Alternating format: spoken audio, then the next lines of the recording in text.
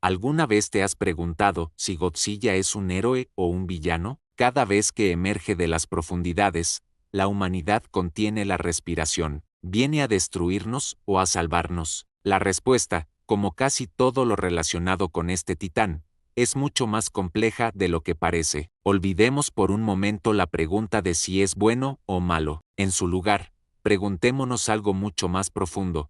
¿Qué desequilibrio tan inmenso está ocurriendo en el mundo que solo una fuerza como Godzilla puede corregir? Para entender a Godzilla, primero debemos viajar en el tiempo. Allá por 1954, en un Japón que aún lidiaba con las cicatrices de la Segunda Guerra Mundial y el trauma nuclear, nació una leyenda. La película original de Ishiro Honda no presentaba a un salvador, sino a una pesadilla andante. Godzilla era una metáfora directa y aterradora de la bomba atómica, un monstruo despertado y mutado por la arrogancia y la imprudencia de la humanidad. Su aliento atómico no era solo un superpoder, era el eco visual de la nube de hongo, un recordatorio constante del poder destructivo que habíamos desatado. En esta primera encarnación, Godzilla no era ni bueno ni malo en un sentido moral, era una consecuencia, un juicio, el castigo de la naturaleza por haber jugado a ser dioses. Con el paso de los años, algo curioso comenzó a suceder. A medida que Japón se recuperaba y prosperaba, la imagen de Godzilla también evolucionó. En la era Showa, desde los años 60 hasta mediados de los 70, Godzilla pasó de ser el destructor a convertirse en el protector. De repente, la Tierra se veía amenazada por una serie de monstruos extraterrestres y kaijus malévolos como King Ghidorah, Gigan o Mechagodzilla. ¿Y quién se interponía en su camino? Godzilla se convirtió en el campeón improbable de la humanidad, el defensor de Japón. Los niños lo vitoreaban, era casi como un luchador profesional gigante, defendiendo su territorio contra invasores. En esta etapa, era fácil etiquetarlo como bueno, pero ¿lo era realmente? ¿O simplemente estaba defendiendo su planeta, su ecosistema, de amenazas externas que alteraban el orden natural? Luego, llegó la era Heisei, en los años 80 y 90. Godzilla volvió a sus raíces más oscuras. Una vez más, era una fuerza imparable y amenazante, una criatura antisistema que chocaba constantemente con las fuerzas de autodefensa de Japón. Pero incluso aquí, la dualidad persistía. Se enfrentó a enemigos aún más peligrosos, como Biollante, una abominación creada por la manipulación genética, o Spacegodzilla, una versión corrupta de sí mismo llegada del espacio. Su batalla final contra Destoroyah, una criatura nacida del arma que lo derrotó en 1954, es una de las más trágicas de la historia del cine. Al final, Godzilla muere, pero su energía vital resucita a su hijo, asegurando que el ciclo de la naturaleza continúe. En esta era, Godzilla no era un amigo, pero tampoco era el enemigo definitivo. Era una fuerza neutral y caótica, un mal necesario para combatir males mayores. La era Millennium, a principios del 2000,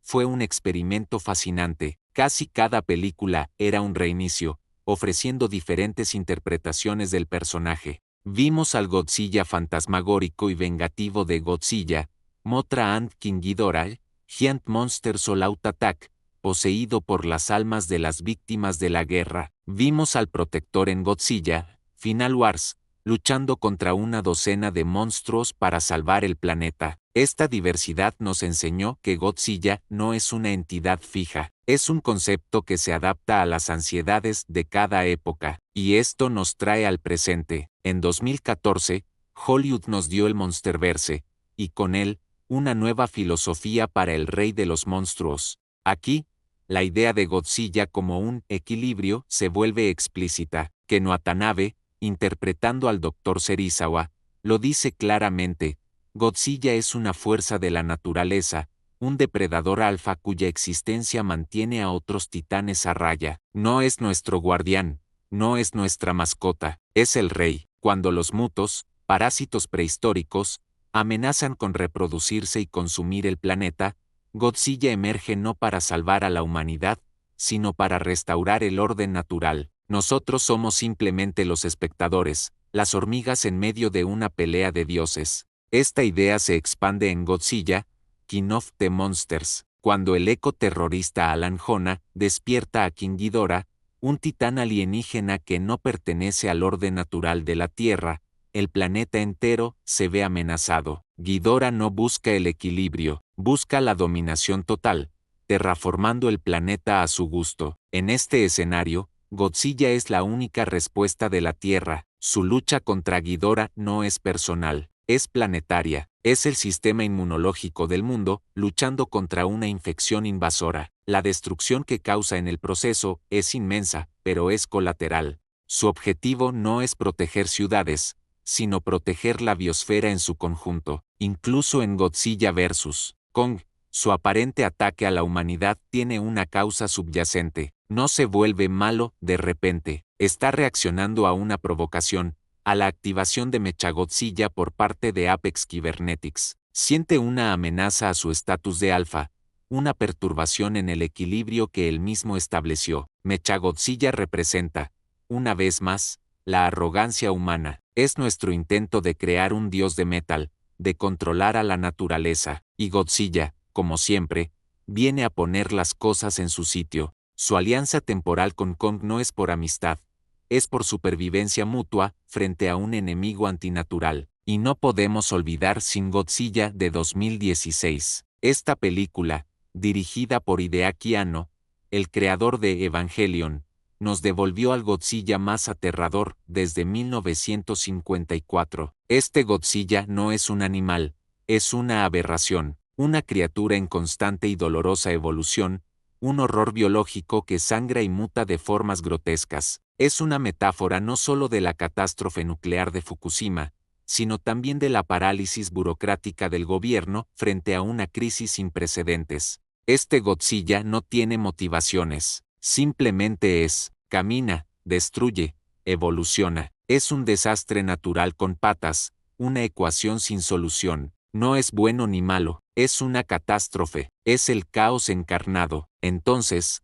¿qué nos dice todo esto? Godzilla es un espejo, refleja nuestras mayores ansiedades. En los años 50, fue el miedo a la aniquilación nuclear. En los 60 y 70, el miedo a la invasión externa. En los 80 y 90, el miedo a la manipulación genética y las consecuencias de nuestros propios errores. Hoy, en la era del cambio climático y la crisis ecológica, se ha convertido en el símbolo del poder abrumador de la naturaleza. Cuando los humanos contaminan el planeta, cuando perforamos demasiado profundo, cuando jugamos con fuerzas que no entendemos, creamos un desequilibrio. Godzilla es la respuesta violenta y correctiva a ese desequilibrio. Es el anticuerpo del planeta. Imagínalo como un tsunami, un terremoto o una erupción volcánica. No le preguntamos a un huracán si es bueno o malo. Simplemente aceptamos que es una fuerza inmensa, una consecuencia de complejas condiciones atmosféricas.